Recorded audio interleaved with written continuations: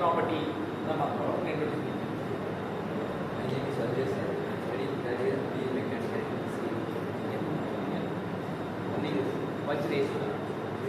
Vajreshwar ஏதோ சாமி பேர் மாதிரி தெரியுது. சரியா? We are having Vajreshwar as a technical champion. So ப்ராப்பர்ட்டினா என்னன்னு பார்ப்போம். முதல்ல ப்ராப்பர்ட்டினா தமிழ்ல வந்து பண்புகள் சொல்லுவாங்க. ஏன் ப்ராப்பர்ட்டியை தெரிஞ்சுக்கணும். ஒரு விஷயத்தை படிக்க போறோம், எங்க போனாலும் ப்ராப்பர்ட்டி தெரிஞ்சுக்க சொல்லுவாங்க.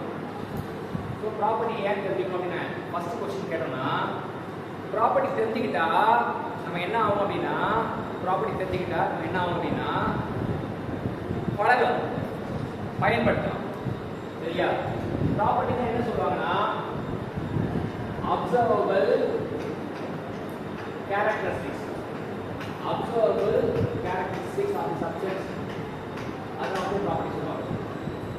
நம்ம பார்க்குறோம், வஜ்ரேஸ்வரை பார்க்குறோம், பார்த்தோம்னா அழகா ஸ்டைலாக இருக்காரு, தியான நிலையில் இருக்காரு. நம்ம மாற்றுறோம், action status மாற்றுறோம்.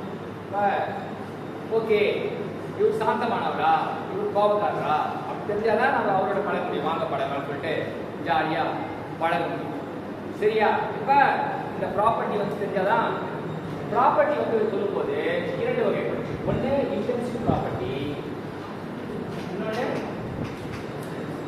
Extensive property. Intensive ப்ராப்பர்ட்டினா என்னன்னா இந்த இன்னும் தான் நமக்கு விட்டு இன்டென்சிவ் ப்ராப்பர்ட்டியில அந்த இன்னும் தான் நமக்கு விட்டு it is independent of mass. Intensive property என்ன அர்த்தம்? the property அங்க பாருங்க, the property which is independent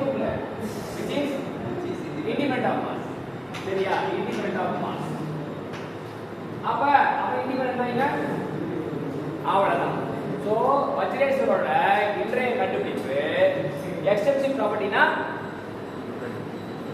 அர்த்தமா பேசுங்க, டிபெண்ட் ஆன் மாஸ். ஸோ இப்போ யாரெல்லாம் எப்படி ஒரு ப்ராப்பர்ட்டி பார்த்தவனும் இன்டென்சிவ் ப்ராப்பர்ட்டி கண்டுபிடிக்கிறது, எக்ஸ்டென்சிவ் ப்ராப்பர்ட்டி கண்டுபிடிக்கிறது, அதான்